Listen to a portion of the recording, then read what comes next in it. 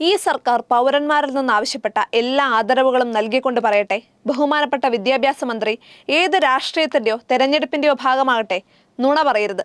ഭിന്നശേഷിക്കാരായ ആളുകൾക്ക് നിയമനം നൽകുന്നതിൽ ക്രൈസ്തവ മാനേജ്മെന്റുകൾ തടസ്സം നിൽക്കുന്നുവെന്ന് ധ്വനിപ്പിക്കുന്ന അങ്ങയുടെ പ്രസ്താവന നുണയും അവഹേളനവുമാണ്.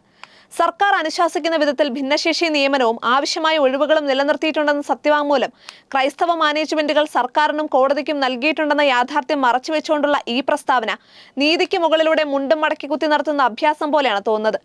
ദയവായി ക്രൈസ്തവർ ഉൾപ്പെടെയുള്ള ന്യൂനപക്ഷങ്ങളെ പൊതുസമൂഹത്തിൽ നിയമവിരുദ്ധരായി ചിത്രീകരിക്കരുത്.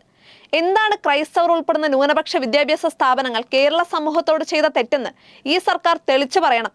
ഭിന്നശേഷി വിഭാഗത്തിൽപ്പെടുന്ന ഉദ്യോഗാർത്ഥികൾക്കായി നിയമാനുസൃത ഒഴിവുകൾ എയ്ഡഡ് സ്കൂളുകളിൽ ഒഴിച്ചിട്ട ശേഷം മറ്റു നിയമനങ്ങൾക്ക് അംഗീകാരം നൽകി അവയെ ക്രമവൽക്കരിക്കണമെന്ന് NSS മാനേജ്മെന്റിന് കീഴിലുള്ള സ്കൂൾ നിയമനവുമായി ബന്ധപ്പെട്ട വിധിയിൽ സുപ്രീം കോടതി തീർപ്പ് കൽപ്പിച്ചത് കഴിഞ്ഞ മാർച്ചിലാണ്.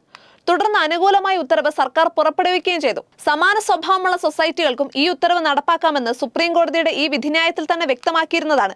ഇക്കാര്യത്തിൽ Christian aided school management consortium ഹൈക്കോടതിയിൽ നിന്ന് അനുകൂലമായ ഉത്തരവ് നേടിയിട്ടുമുണ്ട്.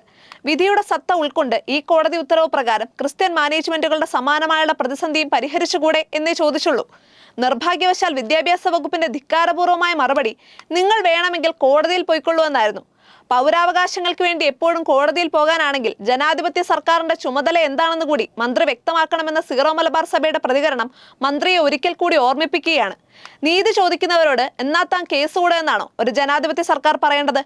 2017 മുതൽ 4% ഭിന്നശേഷിക്കാരെ സ്കൂളുകളിൽ നിയമിക്കണമെന്നാണ് വ്യവസ്ഥ. പക്ഷേ പത്രപരസ്യങ്ങൾ കൊടുത്തിട്ടും എംപ്ലോയ്മെന്റ് എക്സ്ചേഞ്ചുകളെ സമീപിച്ചിട്ടും യോഗ്യതയുള്ള ഭിന്നശേഷിക്കാരെ പല വിഷയത്തിലും കിട്ടാനില്ല. സർക്കാരിനും ഇതറിയാം. സംവരണം പാലിച്ചിട്ടില്ലെങ്കിൽ 2021 നവംബർ 8 ശേഷമുള്ള മറ്റ് അധ്യാപകരുടെ നിയമനങ്ങളും അതിനു മുൻപുള്ള തസ്തികയാണെങ്കിൽ പോലും സ്ഥിര നിയമനം നൽകിയത് ഈ തീയതിക്ക് ശേഷമാണെങ്കിൽ അതും താൽക്കാലിക നിയമനമായി അംഗീകരിക്കും. താൽക്കാലികക്കാർക്ക് ഉയർന്ന ശമ്പളമോ ആനുകൂല്യങ്ങളോ ശമ്പളത്തോടെയുള്ള അവധിയോ കൊടുക്കേണ്ടതില്ലാത്തതിനാൽ സർക്കാരിനും ലാഭമായിരിക്കാം. മാത്രമല്ല, ദിവസവേതനാടിസ്ഥാനത്തിൽ നിയമന ഉത്തരവ് നൽകിയാൽ സ്ഥിര നിയമനമെന്ന അവകാശം കോടതിയിൽ പോലും അധ്യാപകർക്ക് ഉന്നയിക്കാനാവില്ല. മാനേജ്മെന്റുകളോടുള്ള ഈ സർക്കാരിന്റെ പക ഏകദേശം 16,000-ലധികം അധ്യാപകരെയും ലക്ഷക്കണക്കിന് വിദ്യാർത്ഥികളെയും ദുരിതത്തിലാക്കിയിട്ട് വർഷങ്ങളായി. നീതിക്ക് വേണ്ടിയുള്ള NSSന്റെ നിയമ പോരാട്ടം ധീരമായിരുന്നു. അതിനു മുൻപ് വിദ്യാഭ്യാസ രംഗത്തെ പ്രമുഖരെല്ലാം ചൂണ്ടിക്കാട്ടിയ നീതി സർക്കാർ നടപ്പാക്കിയിരുന്നെങ്കിൽ NSSന് കോടതിയെ സമീപിക്കേണ്ടി വരില്ലായിരുന്നു.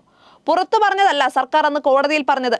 ഭിന്നശേഷി സംവരണത്തിനായി മാറ്റിവെക്കേണ്ടതിൽ ഒഴികെയുള്ളവയുടെ കാര്യത്തിൽ എതിർപ്പില്ലെന്ന് സമ്മതിക്കുകയായിരുന്നു. ക്രൈസ്തവ സഭകളുടെയും മുസ്ലിം മാനേജ്മെന്റിന്റെയും വ്യക്തികളുടെയും ഒക്കെ സ്കൂളുകളിൽ ഇതേ പ്രതിസന്ധിയാണ്. പക്ഷേ സമ്മതിക്കില്ല. ഈ ഇരട്ടത്താപ്പ് മറച്ചുവെക്കാനാണ് ഇപ്പോൾ നുണപ്രചാരണവും തുടങ്ങിയിരിക്കുന്നത്. ഒഴിവുകൾ റിപ്പോർട്ട് ചെയ്യുന്നതിൽ ആരെങ്കിലും വീഴ്ച വരുത്തിയിട്ടുണ്ടെങ്കിൽ അത് തിരുത്തുക തന്നെ വേണം. അതിനു പകരം അതെല്ലാം പിൻവാതിൽ നിയമനത്തിനുള്ള നീക്കമാണെന്ന് കാണുന്നത് മഞ്ഞപ്പിത്തക്കാഴ്ചയുടെ ഫലമാണ്. ഭിന്നശേഷിക്കാരെയും പാർശ്വവൽക്കരിക്കപ്പെട്ടവരെയും ജാതിമത ഭേദമില്ലാതെ ചേർത്ത് നിർത്തി കാലങ്ങളായി ലാഭേച്ഛയില്ലാതെ പരിചരിക്കുന്ന ക്രൈസ്തവ സ്ഥാപനങ്ങളെക്കുറിച്ച് ഈ സർക്കാരിന് അറിയില്ലായിരിക്കാം. പലരും പിൻവാതിലുകളിലൂടെ അവിടെ എത്തിക്കുന്ന കുഞ്ഞുങ്ങളെ സ്വന്തം എന്ന പോലെ പരിചരിക്കുന്നവരെയും നിങ്ങൾക്കറിയില്ലായിരിക്കാം. പക്ഷെ അറിയാൻ ശ്രമിക്കണം. സാരമില്ല, പക്ഷെ നിന്ദിക്കരുത്. 4 വോട്ടിനും കുറച്ച് സീറ്റിനും വേണ്ടി ബഹുമാനപ്പെട്ട മന്ത്രി നിങ്ങൾ നുണ പറയരുത്. ഭിന്നശേഷിക്കാരായ അധ്യാപകരെ ആവശ്യത്തിന് കിട്ടുന്നില്ലെന്ന നഗ്നസത്യം അംഗീകരിക്കാനുള്ള മര്യാദയാണ് ഈ സർക്കാർ ആദ്യം കാണിക്കേണ്ടത്. എന്നിട്ട് മറ്റു നിയമനങ്ങൾ അംഗീകരിക്കൂ.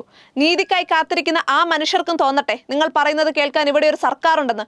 മുഖ്യമന്ത്രി തങ്ങൾക്കൊപ്പമാണെന്നത് കേവലം പരസ്യമല്ലെന്നും തോന്നട്ടെ.